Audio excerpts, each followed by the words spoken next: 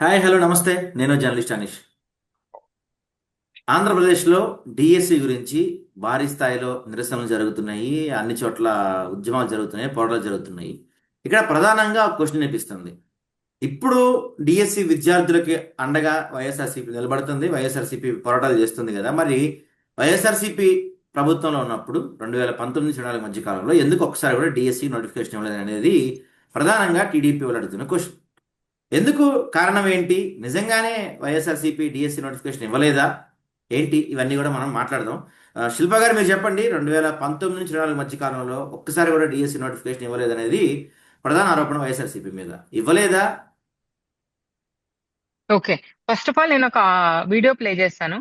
ఎందుకంటే ఇలాంటి వాళ్ళని చూసినప్పుడే అసలు డిఎస్సిలో సెలెక్ట్ అయిన టీచర్స్ నిజమైన టీచర్స్ అనిపిస్తుంది. వినిపిస్తాను. వెనకటికి ఒక సామెత ఉంది, వడ్డించమ్మ వంకాయమ్మ అంటే వంగలేనమ్మ మంగళవారమమ్మ అనిందంట. ఆ విధంగా 2029 నుంచి 2024 డిఎస్సీలో లేకుండా అదిగో డిఎస్సి ఇదిగో డిఎస్సి ప్రతి ఏటా మెగా డిఎస్సి ఇస్తా కాస్కో రాజా అని చెప్పి 4 సంవత్సరాలు లేనిపోని తిప్పలు పెట్టి మమ్మల్ని అడుగంటుకు తీసుకోపోయినటువంటి మీరు ఏమంటారు? వడ్డించమ్మ వంకాయమ్మ అంటే వంగలేనమ్మ మంగళవారం అన్నంట. ఇలాంటి వాళ్ళు మా పిల్లలకి టీచర్లు. మా కర్మకి మేము ఇలాంటి సంస్కారం ఉన్న వాళ్ళకి పిల్లల్ని పంపించాలి. పాయింట్ కి వస్తే 2019 జగన్ గారు వచ్చారు. జగన్ గారు వచ్చిన తర్వాత కోవిడ్ వచ్చిందా రాలేదా? కోవిడ్ వచ్చినప్పుడు వీళ్ళందరూ సెంటర్లకు వెళ్ళి నేర్చుకున్నారా? లేకపోతే ఈ బయటకు వస్తే చస్తామని భయపడి ఇళ్లలో కూర్చున్నారా? అందరూ ఇంక్లూడింగ్ మీ, నేను కూడా కూర్చున్నామా లేదా?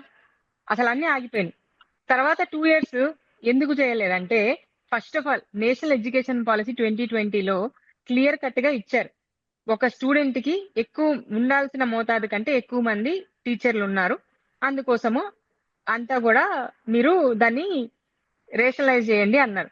ఆ రేషనలైజ్ చేసే ప్రాసెస్ లో జియో ఎంఎస్ నంబర్ 117 ప్రకారం వీళ్ళు దాన్ని అంతా కూడా రేషనలైజ్ చేసుకుంటూ వచ్చారు. ఈ జియో 10/06/2022లో ఇచ్చారు. అవన్నీ వదిలేసి అసలు ఎందుకు ఇవ్వలేదు అని ప్రశ్నించే ముందు అసలు ఎందుకు ఇవ్వలేదని చూడాలి కదా. ఎవరు రోడ్డును పోయే వాళ్ళు మాట్లాడారో అంటే అర్థం ఉంటది. మీరు నాలెడ్జబుల్ టీచర్స్, మీరు మొత్తం చదివి అన్ని చేస్తారు కదా. మరి ఇంత చిన్న లాజిక్ ఎట్లా మిస్ అయ్యారు? ఎందుకు చదువుకోలేదు? ఈ జియో నంబర్ కానీ సెంట్రల్ ఇచ్చిన పాలసీస్ కానీ ఎందుకు చదువుకోలేదు? చదువుకొని ఉంటే తెలిసేది కదా ఎందుకు ఇవ్వలేదు. అండ్ ఎవరైతే అక్కడికి వెళ్ళారో 16,000 మంది టీచర్లు, వాళ్ళందరినీ కూడా నేను అడగదలుచుకుంది ఒకటే. ఈ 16,000 మంది కూడా అక్కడికి మీరు నిజంగా టీచర్లా వెళ్ళారా, లేకపోతే టీడీపీకి ఏజెంట్లా వెళ్ళారా? డెఫినెట్లీ వీళ్ళందరూ ఏజెంట్లా వెళ్ళారు. మీరు మీ మనోభావం దెబ్బతింటే మనోభావం ప్లకార్డులు పట్టుకోండమ్మా. ఎంతసేపటికి Nara Lokesh publicity PR team అయినట్టు అయినారు వాళ్ళందరూ. మనోభావం దెబ్బతిన్నట్టు ఒక్కరైనా ఉన్నారా? సరే, వాళ్ళ లెక్క ప్రకారం కూడా 16,000 మంది. ఫస్ట్ ఆఫ్ ఆల్ డిఎస్సీలో అవకతవకలు జరిగాయన్నది నా అనుమానం కూడా అండి. ఎందుకంటే so many case studies that I have done and it is very clear and evident to me that అవకతవకలు జరిగాయని నేను ఖచ్చితంగా అనుకుంటున్నాను. సెకండ్ థింగ్, సిబిఐ విచారణకి ఇస్తే పోయేది ఏంది? ఏ భయమా? మీలో ఎంతమంది తప్పుడుతో వచ్చారు బయటపడిపోదని భయమా మీకు? విచారణే కదా అడుగుతుండేది. మిమ్మల్ని ఏమన్నా ఉద్యోగాల నుంచి తీసేసి కొత్త నోటిఫికేషన్లు వచ్చి కొత్త ఎగ్జామ్లు రాసి కొత్త సెలక్షన్ చేయమంటున్నారా? వాళ్ళు కాదు కదా. ఉన్నోళ్ళు ఉండండి. సిబిఐ విచారణకి ఏమనే కదా అడుగుతున్నారు. అంటే ఏమని? అంటే మీకు కూడా భయం మొదలైంది. ఓ అమ్మా నేను కాదేమో, కాదు కాబట్టి నేను కాదేమో, నా ఉద్యోగం పోద్దేమో అన్న భయం. ఆ భయం వల్లనే అంత చేసినారు. But it is very clear and evident నా వైపు నుంచి. ఆ 16,000 మంది మొన్న ఎవరైతే కర్నూలులో కనిపించారో, I literally feel like they are a PR team, not they did not represent themselves as a teachers. ఏదో పబ్లిసిటీ స్టంట్ లెక్క వెళ్ళినారు. అయితే సరే, ఒకవేళ చైతన్య అన్న మీరు చెప్పండి. మీరు చెప్పినట్టు సరే, టీడీపీ మొన్న అదే కర్నూలులో జరిగిన దానికి అందరూ టీడీపీ పిఆర్ టీమే వచ్చింది అనుకుందాము. డిఎస్సిలో కాసేపు మనం అవకతవకలు జరిగాయని అనుకుందాం మనం కాసేపు. అయితే మరి ఎందుకు వైఎస్ఆర్సీపీ చేస్తున్న ప్రొటెస్టులకి వాటికి డిఎస్సి అభ్యర్థులు ఎవరు రావట్లేదు ఎందుకు? ఒకవేళ టీడీపీ 16,000 మందిని మన అక్కడ కర్నూలులో అంతమందిని జమ చేయగలిగినప్పుడు, అంతమందిని చేయగలిగినప్పుడు వైఎస్ఆర్సీపీ ఎందుకు చేయలేకపోతుంది మరి? వైఎస్ఆర్సీపీ ఎందుకు చేయట్లేదు? ఐ మీన్ చాలా మంది ప్రొటెస్ట్ చేస్తున్నారు, చాలా మంది ధర్నాలు చేస్తా ఉన్నారు, చాలా మంది టీచర్లు ఉద్యోగం పొందలేని వారు కూడా కేసులు వేస్తున్నారు. ప్రొటెస్ట్ చేస్తున్నారు, కానీ అందులో స్టూడెంట్స్ లేరు, జెన్జీలు లేరు అనేది ఎందుకు లేరు? స్టూడెంట్స్ అంజప్ప అనే అతను వైజీ ఆయన చేయట్లేదా? ప్రొటెస్ట్ చేయట్లేదా? ఈజ్ చాలా జెన్యున్ కేసు ఉన్నాయి. Hmm. ప్రొటెస్ట్ చేసే వాళ్ళు చాలా జెన్యున్ కేసు ఉన్నాయి. Anjanappa the problem is that నా ప్రాబ్లం టీడీపీతో కాదు. టీడీపీ వాళ్ళు వాళ్ళ రాజకీయ నైజం ఇదే. 100 మంది చేత ఒకే అబద్ధాన్ని 100 సార్లు చెప్పిస్తే, ఫర్ ఎగ్జాంపుల్ శిల్ప గారు చెప్పినట్టు, వాళ్ళు చెప్పే అబద్ధం ఏంటి? జగన్ గారు ఉన్నప్పుడు డిఎస్సి ఎందుకు ఇవ్వలేదు అని పదే పదే చెప్తా ఉంటారు. కానీ దానికి వెనకాల ఉన్న రీజన్ వైఎస్ఆర్సీపీ వాళ్ళు దాన్ని తిప్పి కొట్టలేకపోతా ఉన్నారు. మన దగ్గర ఎన్ఈపీ డాక్యుమెంట్ ఉంది, ఎన్ఈపీ 2020 డాక్యుమెంట్ ఉంది, మన దగ్గర జీవో నంబర్ 117 ఉంది. దానికి సంబంధించిన డాక్యుమెంట్స్, ఫ్యాక్ట్స్ అన్ని మన దగ్గర క్లియర్ గా ఉన్నాయి. మన స్టేటే కాదు, మన స్టేట్ లాగా హర్యానా, రాజస్థాన్, ఒరిస్సా ఇవన్నీ ఎన్ఈపీ 2020ని ఇంప్లిమెంట్ చేసినాయి. సో వై మన స్టేట్ లో ఎందుకు డిఎస్సి ఇవ్వలేదు అనడానికి ఒక రీజన్ ఉంది. జగన్ గారు ముఖ్యమంత్రి అయిన తర్వాత 2021 దాకా కోవిడ్, ఆ కోవిడ్ తర్వాత నేషనల్ ఎడ్యుకేషన్ పాలసీని ఇంప్లిమెంట్ చేయడానికి అన్ని రాష్ట్రాలు చర్యలు చేపట్టాయి. Not only Jagan garu, not only Andhra Pradesh. NEP 2020లో చాప్టర్ 5.5 క్లాజ్ ఒక్కసారి చదివి వినిపిస్తా, ఒక చిన్న 2 లైన్లే. To ensure an adequate number of teachers across subjects, teachers could be recruited to a school and sharing of teachers across schools can be considered in accordance with grouping of schools adopted by state governments. అంటే ప్రస్తుతం ఉన్న మన దేశంలో ఉన్న ప్రభుత్వ పాఠశాలల్లో student teacher ratio చాలా అధ్వానంగా ఉంది. ఆ గ్యాప్ని ఫిల్ చేయాల్సిన పరిస్థితి ఉంది అని చెప్పి ఈ డాక్యుమెంట్లో చెప్పినారు. ఆ ఫ్రేమ్వర్క్ని ఆధారంగా చేసుకొని టీచర్స్ని రీస్ట్రక్చర్ చేసినారు. మ్యాపింగ్ ఆఫ్ స్కూల్స్ని మొదలుపెట్టారు. అంటే ఒక స్కూల్లో టీచర్లు ఎక్కువ ఉండొచ్చు, ఒక స్కూల్లో టీచర్లు తక్కువ ఉండొచ్చు, ఒక స్కూల్లో టీచర్లకి 50 మంది స్టూడెంట్స్ ఉండొచ్చు, ఒక స్కూల్లో టీచర్లకి 30 మంది స్టూడెంట్స్ ఉండొచ్చు. ఇవన్నీ రీస్ట్రక్చర్ చేసి ఆ తర్వాత ఎంతమంది స్కూళ్ళకి ఎన్ని టీచర్లు కావాలో అనేది, అవసరమైన టీచర్లు ఎంతమంది ఉన్నారో దాన్ని కనుక్కున్న తర్వాత, దట్ ఈస్ వెన్ జగన్ గారు 2024లో ఆయన డిఎస్సి నోటిఫికేషన్ ఇచ్చినారు. ఆ రిఫార్మ్ తీసుకురావడం అంటే ఒక టీచర్ కింద 30 మంది స్టూడెంట్సే ఉండాలా, ఒక టీచర్కి అదనంగా స్టూడెంట్స్ ఉండకూడదు అనే రిఫార్మ్ తీసుకురావటం జగన్ గారు చేసిన తప్ప? డూ యూ థింక్ చైతన్య గారు, తీసుకొచ్చింది తప్ప రైట్ అనేది పక్క పెడితే, తీసుకొచ్చారు, రెగ్యులరైజ్ చేశారు, బట్ దీన్ని చెప్పుకోలేకపోవడం is not a failure of YSRCP? Of course it is. I mean మన దగ్గర అదే చెప్పట్లేదా, మన దగ్గర ఎన్ఈపీ 2020 డాక్యుమెంట్ ఉంది, జీవో నంబర్ 1, దాని ఆధారంగా ఇచ్చిన జీవో నంబర్ 117లో క్లియర్ గా అన్ని క్లియర్ గా మెన్షన్ చేసినారు. 5-6 పేజీలు ఉంది ఆ జీవో డాక్యుమెంట్. ఆ ఫ్యాక్ట్స్ ని ఫిగర్స్ తో సహా చెప్పలేకపోవడం వైఎస్ఆర్సీపీ ఫెయిల్యూర్ ఖచ్చితంగా ఉంది. I agree, completely agree. అయితే ఇప్పుడు బట్ ఇలాంటి తప్పుల వల్ల లేకపోతే ఇలాంటి వాటిని అడ్రస్ చేయకపోవడం వల్ల మొత్తం ద పాయింట్ ఆఫ్ వ్యూ గానీ, ప్రాస్పెక్టివ్ గానీ మొత్తం మార్చిపోయి పుష్ అవుతుంది కదా జనాల్లోకి.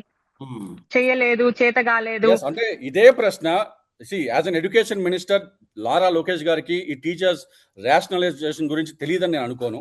చంద్రబాబు నాయుడు గారికి కూడా తెలియదని నేను అనుకోను. ఆయన 5 సార్లు ముఖ్యమంత్రి. ఆయన హాయంలోనే 2017లో కూడా ఈ టీచర్స్ రేషనలైజ్ గురించి ఎన్ఈపీ 2020 రాకముందే జీవో ఇచ్చినారు. ఆయన తెలియదని నేను అనుకోను. ఈ నోస్ దాట్, బట్ కావాలని ఆ ప్రాపగాండాని వాళ్ళు పుష్ చేస్తూ ఉంటారు. దీనికి సమాధానం చెప్పాల్సిన అవసరం మన వైఎస్ఆర్సీపీకి ఉంది. మన దగ్గర నిజం మన వైపు ఉన్నప్పుడు సమాధానం ఎందుకు చెప్పట్లేదు అనేది నా బాధ. అయితే ఇప్పుడు అంటే ప్రొటెస్టులు జరుగుతున్నాయి, రిలే నిరాదీక్షలు కూడా జరుగుతున్నాయి, చాలా మంది అధ్యక్షులు కూడా చేస్తున్నారు. ఏమన్నా మూవ్మెంట్ ఉందా గవర్నమెంట్ నుంచి? ఏమన్నా చేస్తుందా? ఒకవేళ చేసే ఆలోచన అన్నట్టు కనపడతలేదు. మరి ఏంటి వాళ్ళ పరిస్థితి, వాళ్ళ భవిష్యత్తు ఏంటి ఇప్పుడు డిఎస్సి అభ్యర్థులది? టీచర్స్ ఈ మెగా డిఎస్సిలో అవకతవకలు జరిగినట్టు, ఫర్ ఎగ్జాంపుల్ జార్ఖండ్ ఉద్యమం ఎందుకు జరుగుతుంది? What is the main reason? Jharkhand ఉద్యమానికి మెయిన్ రీజన్ ఏంటి? ఆ డిపార్ట్మెంట్లో ఎవడో మార్కెటింగ్ డిపార్ట్మెంట్లో పనిచేస్తున్నాడు, అదే ఎగ్జామ్ రాసి జేపీఎస్సీలో ర్యాంక్ తెచ్చుకున్నానని చెప్పి ఆ ఉద్యమం మొదలైంది. ఇక్కడేంటి? మార్కెటింగ్ డిపార్ట్మెంట్లో కాదు, ఎగ్జామినేషన్ డిపార్ట్మెంట్లో కంప్యూటర్ ఆపరేటర్గా పనిచేసే అతనికి ఫస్ట్ ర్యాంక్ వచ్చింది. ఇది ఎంత పెద్ద ఉద్యమం అవ్వాలా? అక్కడ మార్కెటింగ్ డిపార్ట్మెంట్లో ఒక అతనికి ర్యాంక్ వచ్చిందని చెప్పి జేపీఎస్సీలో వాళ్ళు అంత పెద్ద ఉద్యమం చేస్తుంటే, ఇక్కడ అదే కంప్యూటర్ ఆపరేటర్గా ఎగ్జామినేషన్ డిపార్ట్మెంట్ పనిచేస్తున్న అతనికి ఫస్ట్ ర్యాంక్ వచ్చింది. అవకతవకలు జరగలేదా? అది నిరసనం కాదా? అదొక్కటి చాలు మెగా డిఎస్సీలో అవకతవకలు జరిగినాయి అని ప్రూవ్ చేయడానికి. ఓకే, అయితే మరి జార్ఖండ్లో జరిగిన స్థాయిలో మన దగ్గర జరుగుతుందా? జరగట్లేదు. అదే problem. That is the problem. It is not happening in that scale. Don't even compare. ఒకటి చెప్తాను సాయి గారు, అసలు కంపారిజనే రాంగ్. ఆంధ్రప్రదేశ్ లో జనాలకు ఎట్లంటే, నా కడుపు నిండిందా, ఈ పూట తిన్నానా, నాకెందుకు వచ్చింది, నాకు నెక్స్ట్ టైం చూసుకుందామని బానిస బతుకులు బతుకుతున్నాం మనం. ఎందుకంటే ఇక్కడ ఒక పాయింట్ మెన్షన్ చేయాలి. ఇప్పుడు వైఎస్ఆర్సీపీ అపోజిషన్ గా ఎంత ఫైట్ చేసినప్పటికీ కూడా మన కోర్టు వాళ్ళు కూడా వైఎస్ఆర్సీపీ చేసిన కేసు కొట్టేసింది. కోర్టు ఏమన్నారు, అభ్యర్థులు తీసుకురండి అన్నారు. సో ఇప్పుడు అభ్యర్థులు ముందుగా అభ్యర్థులు వేస్తున్నారండి. నేను అభ్యర్థులతో మాట్లాడాను కాబట్టి నేను చెప్తున్నాను. నేను మాట్లాడిన అభ్యర్థులు అందరూ చెప్తున్నది ఏంటంటే, దీన్ని మేము ఏ పార్టీతో కలిసి వెళ్ళినా దీన్ని పొలిటిసైజ్ చేస్తారో మాకు న్యాయం జరగదు. అందుకనే వాళ్ళు ఎవరికి వాళ్ళు కేసులు ఏమి వేయకుండా లేరు, ఫైట్ చేయకుండా లేరు. నేను చెప్తున్నాను కదా, ఒలింపిక్ సెక్రటరీ, ఏపీ ఒలింపిక్ సెక్రటరీయే కేసులు వేసినాడు అవకతవకలు జరిగాయని. ఇవన్నీ బాస్, బయటికి చెప్పకుండా వాళ్ళు అవకతవకలు పూజ జరిగినాయా చేయాలనుకున్న లేదా అనేది పర్సెప్షనే పూజ చేస్తున్నారు. వీళ్ళు ఎంత ఫేక్ ప్రచారం పాయింట్ చేసి కాదు కాదు ఇక్కడ సాయి పాయింట్ సాయి కాదు ఒక్క నిమిషం అన్న. ఇక్కడ పాయింట్ ఏంటంటే అవకతవకలు జరిగాయా లేదనేది పాయింట్ కాదు. కాసేపు దాన్ని పక్కన పెట్టేద్దాం. దాన్ని ఎలా ముందుకు తీసుకెళ్ళాలి? ఇప్పుడు ఢిల్లీలో జరిగింది, మనం చూసాం. ఢిల్లీని ఇన్స్పిరేషన్ గా ఇది నా తీసుకొని జెన్యూన్ ఒపీనియన్ చెప్పిన సాయి గారు, అట్లా మన ఇది దగ్గరే ఆల్రెడీ జరగకపోతే ఇది ఆల్రెడీ అంటే తప్పుదారి పట్టింది. కాదు కాదు మన దగ్గరే ఎందుకంటే జరగకపోతే అక్కడొకళ్ళు కేసులు వేస్తే ఏమైంది? ఏం కాదు ఇది. నేను అదే చెప్తున్నాను సాయి గారు, దీన్ని పూర్తి స్థాయిలో కరెక్ట్ గా ఒకవేళ వెళ్లాల్సింది ఎప్పుడో గాడి తప్పింది, దారి తప్పింది. 1.5 year అవుతుంది. ఇంకొక నెల ఆగితే ఇంకో డిఎస్సి నోటిఫికేషన్ అన్నారు, అందరూ ఆ బిజీలో పడిపోతారు, మర్చిపోతారు. ఎగ్జాక్ట్లీ అంతే. అంతే, లేకపోతే ఈ లోపు ఏం ఇంకేదో ఉండదు. పెద్ద న్యూస్ వచ్చింది. ఇప్పుడు ఉదాహరణకి నిన్నటి వరకు మొత్తం అదే వార్త ఉంది. ఈ రోజు ప్రియాంక వార్త నడుస్తుంది, రేపు ఇంకో వార్త వస్తుంది. అందరూ మర్చిపోతారు దీన్ని. న్యాయం అంటే ఈ నిజంగా నిజంగా అన్యాయం ఎవరైతే జరిగిన వాళ్ళు, నేను ఒకటి చెప్తా, అన్యాయం జరిగిన వాళ్ళు ముందుకొచ్చి నాకు చావో రేవో తేల్చుకుంటామని నిలబడితేనే ఎవరైనా ఉడతా భక్తి కింద ఈ పార్టీ సాయం చేసినా ఇంకొకరు చేసినా నడుస్తుంది. అభ్యర్థులు రావాలి, అభ్యర్థులు కూర్చోవాలి. అక్కడిక్కడ ఒకరిద్దరు కూర్చుంటే సరిపోదు, అందరు రావాలి. ఇమాజిన్ 2 లక్షల ప్లస్ మంది రాస్తే 16,000 మంది వస్తే అలా ఉంటే మిగతా వాళ్ళందరూ వస్తే ఇంకెలా ఉంటది? చైతన్య గారు మీరు చెప్పండి, ఎందుకు రావట్లేదు అంటారు జనం? ఈ స్టూడెంట్స్ భయమా, లేకపోతే ఎందుకులే ఇంకోసారి ఆబ్వియస్లీ కేసులు పెడతారని, లేకపోతే ఇలాగ అనేక డౌట్స్ ఉంటాయి. వాళ్ళ భవిష్యత్తు కూడా పాడైపోతుందని వాళ్ళకు కూడా ఫియర్ ఉంటుంది కదా. ఫర్ ఎగ్జాంపుల్ బేసికల్లీ మొన్న హిట్లర్ రూల్ నడుస్తుంది, దానికి భయపడి. రెడ్ బుక్ రాజ్యాంగం అది అని ఇదని trying to demotivate students and బెదిరించడానికి ట్రై చేస్తా ఉన్నారు. ఆబ్వియస్లీ స్టూడెంట్స్ భయపడుతున్నారు. మొన్న పేరు నాని గారు టెట్ ఎగ్జామ్ రాయకుండా మీరు స్పోర్ట్స్ కోటాలో మీరు ఉద్యోగం ఇచ్చినారు అని చెప్తే, వాళ్ళు దానికి సమాధానంగా ఒక రీల్ని, అంటే ఒక వీడియోని వదిలినారు. అంటే టెట్ ఎగ్జామ్ రాయకుండా ఎట్లా ఇచ్చినామని చెప్తారు మీరు అని చెప్పి ఒక స్పోర్ట్స్ సంబంధించిన మినిస్టర్ గారు చెప్పినారు. I mean, if you want one moment, let me share my screen. ఇప్పుడు కనిపిస్తుంది. ఇది మెగా డిఎస్సిలో నేను కొంతమంది డాక్యుమెంట్స్ డౌన్లోడ్ చేసినాను. ఓకేనా? ఫర్ ఎగ్జాంపుల్ ఈ డాక్యుమెంట్, ఈయన పేరు మెగా డిఎస్సిలో ఏదో డాక్యుమెంట్ సబ్మిట్ చేసినాడు, ఇతనికి ఉద్యోగం ఇచ్చినారు. చెస్ ద్వారా ఏదో ఉద్యోగం ఇచ్చినా అని చెప్పినారు. ఈ సర్టిఫికేట్స్ అన్ని చూసినాను, ఇంకెక్కడ టెట్ క్వాలిఫికేషన్ లేదు. ఇది chess Nellore 10th class certificate, intermediate లేదు, టెట్ కాదు, టెట్ లేదు. ఇలాగ డాక్యుమెంట్ సబ్మిట్ చేసిన వాళ్ళలో అనేక మంది, ఐ మీన్, ఇది ఇతనికి టెట్ ఉంది, ఇతనికి టెట్ లేదు. ఇది ఏదో ఖోఖో ఏదో ఎక్కడో సర్టిఫికేట్ చాలా మంది సబ్మిట్ చేసినారు. చాలా మంది సబ్మిట్ చేసిన సర్టిఫికేట్స్ లో ఎక్కడ వాళ్ళకి టెట్ లేదే. మరి టెట్ ఉందని మీరు ఎట్లా, టెట్ ఉండి అందరికీ టెట్ ఉందని ఎట్లా చెప్తున్నారు? Why are you lying on the face of it? Right? మీరు ఎందుకు అబద్ధం చెప్తున్నారు? అందరికీ టెట్ ఉందని సమాధానం, అబద్ధం ఎందుకు చెప్తున్నారు? ప్రచారం ఎందుకు చేస్తున్నారు? అంటే మీరు మీరు ఏమి తప్పు చేస్తే మీరు ఇట్లా అబద్ధం ఆడాల్సిన అవసరం ఎందుకు వచ్చింది మీకు? ఏమి అవకతవకలు జరగకపోతే. అండ్ ఇంకోటి, ఎవరైతే ఆఫీసర్స్ ఈ నోటిఫికేషన్ ఎగ్జామ్ ప్రాసెస్ జరిగినప్పుడు ఉన్న ఆఫీసర్స్ ఎవరు కూడా బ్యూరోక్రాట్స్ చాలా మంది మారిపోయినారు, మార్చేసినారు. ఎందుకు కావాలని మార్చాల్సి వచ్చింది? అవకతవకలు జరగకపోతే ఎవరిని కాపాడాలని చూస్తున్నాడు? ప్రజాస్వామ్యాన్ని చెప్పాలని చూస్తున్నారా? దమ్ముంటే జగన్ గారికి దమ్ముంటే జగన్ గారిని రమ్మని చెప్పు. ఈ లోకేష్ గారు ఈ మాటలే కానీ నిజంగా కూర్చోబెట్టి అసలు నిజంగా డాక్యుమెంట్స్ అన్ని వెరిఫికేషన్ చేయటం, ట్రాన్స్పరెంట్ గా ప్రూవ్ చేయొచ్చు కదా. ఏమి జరగకపోతే. కాదు, నారా లోకేష్ గారు దమ్ముంటే రమ్మని చెప్తున్నారు. నారా లోకేష్ గారు దమ్ముంటే కాదు సార్, నాలెడ్జ్ ఉంటే మీరే ఎక్స్ప్లెయిన్ చేయండి చాలు.